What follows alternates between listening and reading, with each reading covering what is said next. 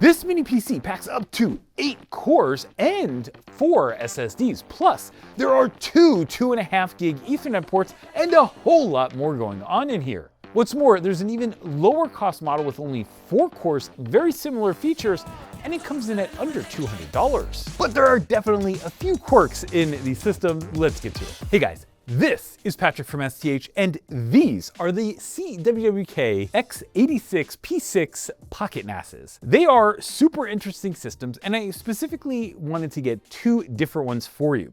The first one on this side is the N355, using the brand new Intel processor with 8 cores, but still very low power. If you want a little bit lower power and lower cost, we also have the black one, which is the 4-core model with the N150 processor.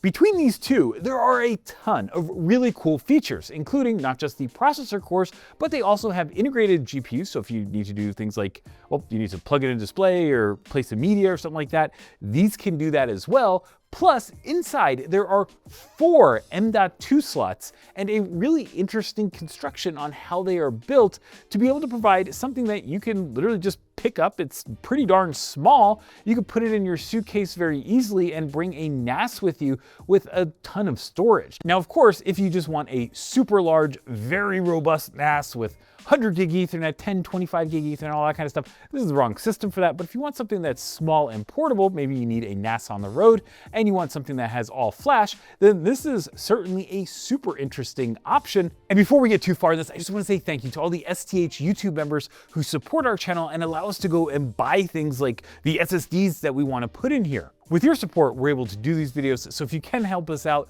please join down below. With that, let's get to the hardware. Let's just go around the outside of the system to see what you get. Now, first off, here is the little box, and you can see we have this little heatsink top. You're gonna see some screw holes, but the rest of the system, you know, we have a little label here. We have some air vents on the side. Perhaps the big feature, however, is this rear I/O, which is really the only side of this. There's one side that has all the ports, and there really aren't that many ports. First, we get a 12-volt DC input. We then get 2 Ethernet ports. There are then 2 USB 3 ports. We get 2 HDMI ports. Then there's a little power button here too with a power status LED. Okay, and flipping the system over, you're gonna see on the bottom here, we have a couple cool features. Like the first thing is we have these little rubber feet. Nice, they're there, easy peasy. And then we have this little vent structure. You can also see that there's a fan on this side. And then just something that you can see from the outside is that there's this thing that kind of looks like it could be a copper heatsink, but just based on the weight and the fact that it's the wrong color and stuff like that, I think it's actually like an aluminum heatsink that is made to look like a copper heatsink. But overall, this is a pretty small package, and I just want to show you before we get inside the system some of the other things that you get here. So the N150 system, we got this little power adapter here, and this power adapter is a 12 volt, 5 amp, so a 60 watt power adapter. And then we thought, of course, we get the same one for the other one, because the difference in these, I think this is a 6 watt TDP processor, and this goes up to like 15 watts. And so you wouldn't think that you need, for a 9 watt difference, you need a much larger power adapter, but it turns out that we did get a 96 watt power adapter. And one of the things that I think is just kind of challenging, right, is like if you look at the size of the power adapter compared to the size of the system, I mean, yes, the system is very small, but the power adapter is very large, and I don't know if that's really a great outcome, right? Okay, the next thing you get is, I think it'd be useful to a lot of folks. So one of the things that you'll see is that we have this heatsink here. Now, this side is not meant to be the heatsink for the CPU. Instead, we'll show you when we get inside, but this is really meant to be the heatsink for the M.2 SSDs that go into the system. Now, what you have here, which is always kind of a fun one, is that you actually have a little fan. So the idea here is that you screw in this little fan, and then you have a little fan grate to go and help protect the fan, I guess. And then the other thing that you have is on this side, instead of it being like a 4-pin PWM fan header, it's a USB header. One of the challenges is you just only have 2 USB ports, right? So if you're taking one up with this thing, just to me, that kind of stinks, because like personally, I would want to have a USB port that I could use instead of having to use it for like a fan. But on the other hand, it's also easy to get other USB fans, and it's screwed in, so that's actually kind of nice. And I'll just note real quick that this one, we've just installed it, but also the N150 one had it as well. So they both came with this. They actually came with a similar set of accessories except for that power adapter. Now, the other set of accessories we have is we have another little fan header here. We also have this, which is a power and data connector for like a SATA SSD. The other thing that we get is these right here, which these are pads that you can go and put on the M.2 SSDs to help provide a better thermal interface between the SSDs and this top heatsink area. Okay, so let's take the first step in disassembling the system, and an important one, which is taking off this top. Now, you take off the top and it's these two little things, you just kind of like actually pull it out. This is a great design, by the way, just from an ease of use standpoint, because you literally just plop this thing out and you're already at the 4 SSD board that's in here. What you'll see inside of here is that we have two different configurations. One, we have our crucial P3 Plus 4 terabyte drives. Now on the other system, the N150 system, we have a single SSD. You don't need to go and put 4 SSDs in there to begin with. You could just run with one SSD if you just like this platform. Then you can totally go and pick how you want to have your SSDs deployed here. But at this point, it's probably worth just talking a little bit about the SSDs and which SSDs you pick, because you don't need the fastest SSDs. The connection between the SSDs and the SoC is not very fast. Like, these are PCIe Gen 4 SSDs and they're designed to do PCIe Gen 4 with 4 lanes. But on the other hand, the SoC, the N355 and also the N150, they are only PCIe Gen 3 SoCs, so they can't even do PCIe Gen 4 speeds. They're essentially half the performance per link. Now, the other side is that you only get a 9-lane controller or 9 high-speed I/O lanes on these SoCs, which means that for all of the PCIe, you need to use those 9 lanes very judiciously. For example, the 2.5 gig Ethernet NICs, those each take a lane. Out of our 9, that's actually a lot. Then we have 4 lanes that have to go to the NVMe SSDs. Now, these NVMe SSDs are sharing a 4-lane connection with 4 SSDs, so you essentially get a total of 1 PCIe Gen 3 lane per SSD. And now if you're sitting there and you're on your phone ready to throw it, or you're screaming at your phone, or if you're at your keyboard and are about to go and start yelling at me through the monitor, guys, I totally get it. A PCIe Gen 3 by 1 connection is only about 1/8 of the speed of one of these PCIe Gen 4 by 4 drives that we have here. And that's 100% right, but it's important because as you select the SSDs, you don't want to go put a PCIe Gen 5 NVMe SSD in here. I mean, it'll work, but it'll use so much power and generate so much heat that there's really no point, because you're still only running at PCIe Gen 3 by 1 speeds.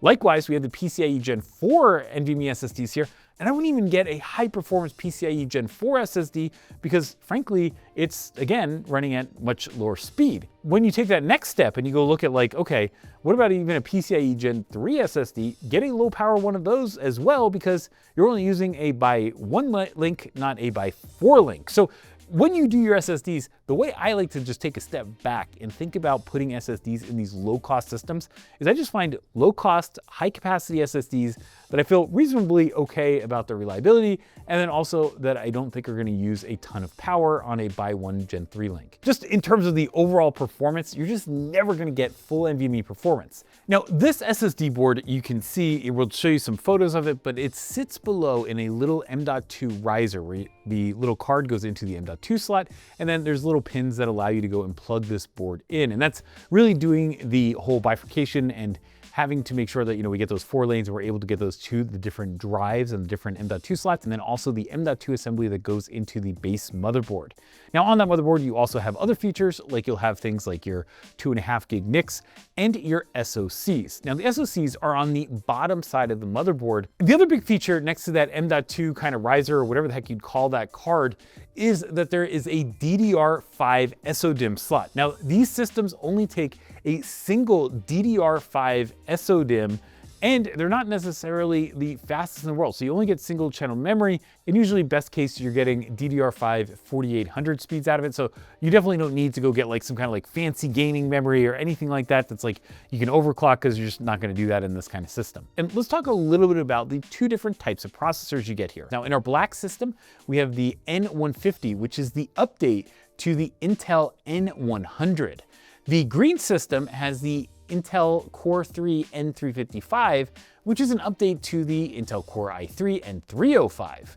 Now, all of these processors are, frankly related, but the big differences are really not that much. And it's kind of, to me, a little bit of a bummer that Intel didn't go a little bit more in terms of making the chips faster. I just feel like this is one of those ones where there's really not that much differentiation between the old parts and the new parts. Like, for example, you'll see that the N100, that was a 3.4 gigahertz processor, but the N150 is a 3.6 gigahertz. You'll also see that the N305 went up to 3.8 gigahertz, and on the N355, we now get 3.9 gigahertz. Now, something else you get a little bit different is on the graphics side. You'll see that with the new Intel graphics, you get a little bit higher clock speed. But the other thing to just note real quick is that the 8-core N355 processors get 32 execution units on the GPU, whereas the N100 and N150s only get 24 execution units. Now, I don't really think that a lot of folks are going to use this for, like,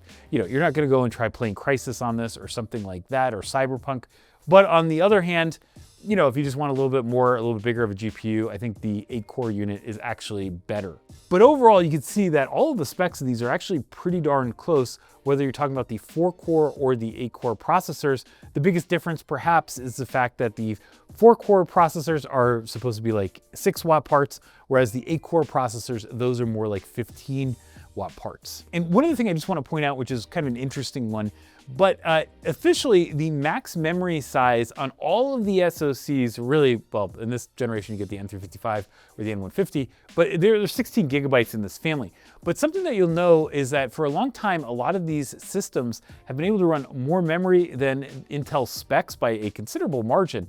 And so if you go look at the pre-configured options over here, you'll see that there are actually 32 gigabyte options, because you can run 32 gigabytes in the system and it'll recognize the memory. So just as a quick thing, you don't get ECC memory, but you could put either 16 gigabytes or 32 gigabytes in here if you really want to. Okay, so let's talk about the power consumption and noise of these units really quickly. Now, first, we're gonna start with a kind of minimal configuration on the N150 4-core variant. This one, we only have a single SSD in here and we don't have the USB fan. Now, when we do that, we see that our power consumption at our package is just over 2 watts. And then at the wall, our idle power consumption is just over 10, maybe 10.5 watts.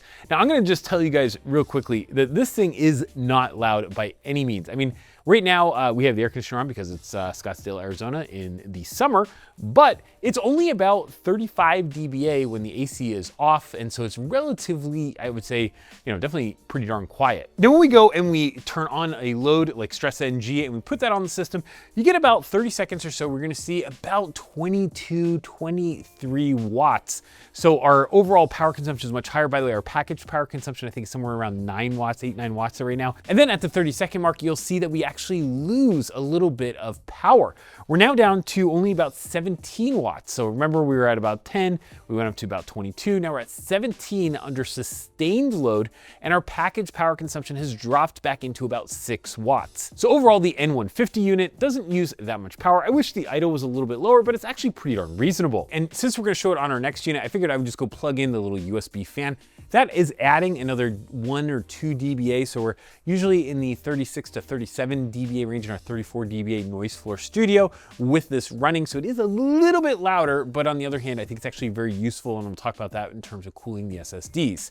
Now, in terms of power, we are adding somewhere in that maybe half a watt or so range, so you do add a little bit of power for this, but overall, I actually really like this solution because it's a relatively quiet and low power solution to get a lot more cooling over the SSDs. Okay, now I swapped over to the N355 version, and things are definitely a little bit different. Our package power consumption, instead of at about 2 to 2.2 watts, is now about 3.1 to 3.3 watts.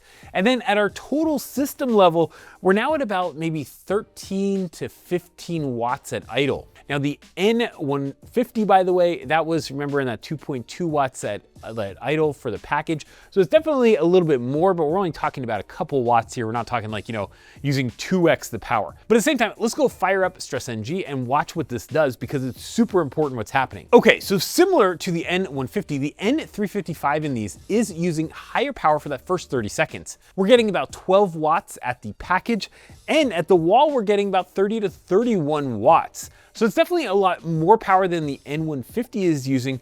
But after about 30 seconds, something is going to happen that we saw in the N150. We're gonna see it here. Now at the wall, we're under 25 watts, maybe 23 to 25 watts, call it. And then if you look at our package power consumption, we're all the way back down to about 9 watts. Now this Intel N355 is the same processor that was in this Quotum box that we looked at recently. And it was an interesting play, I guess, on a low power box. But I think the big change here is really what's happening in terms of performance. Because we're not sitting at that sustain level, we're dropping back down to 9 watts. We are losing some performance. Now what you'll see is the little CWWK with the N150 at 4 cores is literally about half the speed on Geekbench as something like the N355 on the Quotum. But because we're losing that sustained performance, the difference between the N150 and N355 version is closer to like 50-ish%, right? And so that's just something to keep in mind, is that there is a lot of performance being left on the table to hit these lower power levels. Now, of course, you can go into the BIOS and start playing with that. But the one nice thing about this is that you do get 8 cores. It is more performant than the N150 for sure.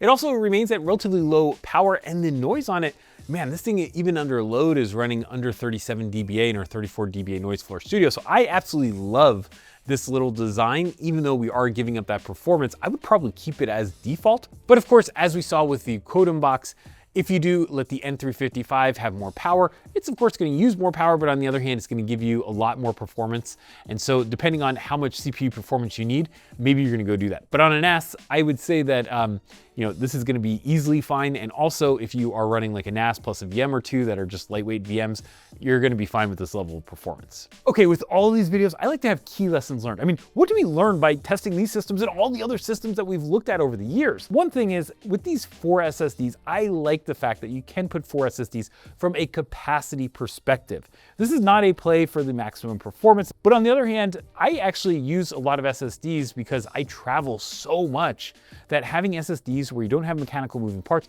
but also you have high reliability, I think is pretty good. And we just looked at the HPE ProLiant microserver Gen 11, where you had a 4 terabyte 3.5-inch drive that was not that dissimilar to just the size of this entire NAS. Now, of course, that has other features like ILO and ECC memory, but if you want something portable, I mean, this is way better and also has high reliability on the drives than having hard drives. Now, I also think that if you're doing a NAS like this, there's a lot of competition in the space. Like, for example, we looked at the TerraMaster F8 NAS, and that had 8 SSDs and came in a little bit bigger of a package, but you could put 8 SSDs in there with a similar processor and all that kind of stuff. So I think there are options for folks to use higher end systems. So one of my big holdups in this entire system is actually not anything to do with what you get here. I'd like a couple more USB ports, sure, but I mean, overall, this is a great little package. The one thing that I do wish though is that there was a, additional 2 SSDs or 4 SSDs, just because, if you're gonna go to this end of the spectrum anyway, well, why wouldn't you wanna go and get a system that could put as many SSDs in there? The next one I think is really important is the networking speed. And so on these, you have 2.5 gig Ethernet ports, and some folks get really upset about 2.5 gig Ethernet these days, but let me just kind of give you an idea. Like over here, we have this MokerLink switch, and this little MokerLink switch is an unmanaged switch. It's actually pretty big. It has, I think 24 2.5 gig Ethernet ports, 2 10 gig Ethernet ports, and there's a bunch of 2.5 gig options. Now, something that if you were to go back and read a ton on the internet, you're gonna read things like if you have 2 NICs, then you're gonna have all kinds of trouble. You need managed switches that support LACP or link aggregation. You need all of this, to do all the setup to be able to get at least faster throughput from a NAS with 2 NICs. But with like SMB multi-channel these days, it's not really the case. You literally just go and take 2.5 gig Ethernet ports in here, you plug them into even an unmanaged switch like this, and then you put all your other devices on there, and then they're able to go and access things. Even if you had, say, a 10 gig device on one of the 10 gig SFP HP plus ports, like say you had a workstation or something like that, well, having these 2.5 gigs would maybe get you maybe not a full 5 gigs on your SMB transfers, but maybe you get like 4 or something like that. So you definitely get the benefit of having multiple NICs with like zero setup other than making sure that the devices are set up for SMB multi-channel. So there's really not that much that's involved in that, and it's a lot less involved than the old days. So there are a lot of folks that are still kind of used to doing it the old way, and if you're doing SMB transfers, you just don't need to do that anymore. But there are also people that are going to look at this and say, yeah, but wouldn't it be cool to have a 10 gig NIC? And I guess the answer I would say is yeah, but this is a platform that is number one, power constrained, cooling constrained, and also 10 gig costs a little bit more, and you only have so many PCIe lanes. So there are a lot of reasons that I guess I understand why you would go with 2.5 gig, but networking is certainly a bottleneck in the system. Now, as much as I love the system, let's also just kind of talk about the support. The support is literally Amazon at CWWKPC.com. Just to me, that's just one thing that I think a lot of folks need to be aware of when you go buy a system like this. If you're expecting that you're going to get, on-site warranty and there's going to be a company that will send a technician out in, the next day to go and fix your system, well, that's kind of not this class of device. Instead, this is a device that, in 3 years, if it breaks, most likely you're going to be getting another system rather than calling up and asking for some warranty support from a large OEM. But the benefit, of course, is that you're getting a much lower cost system. So the idea is that you're trading that large OEM name and service and support for a lower cost and some of the innovation in terms of the platform. But hey guys, I'd love to hear what you guys think of these things because you guys always have a lot of comments whenever we do these. And if you do have some ideas, well, drop them down below in the comments. I love to hear from you. But also, if you like this video, well, why don't you share it with your friends and colleagues, but also give it a like, click subscribe, and turn on those notifications so you can see whenever we come out with great new videos. As always, thanks for watching. Have an awesome day.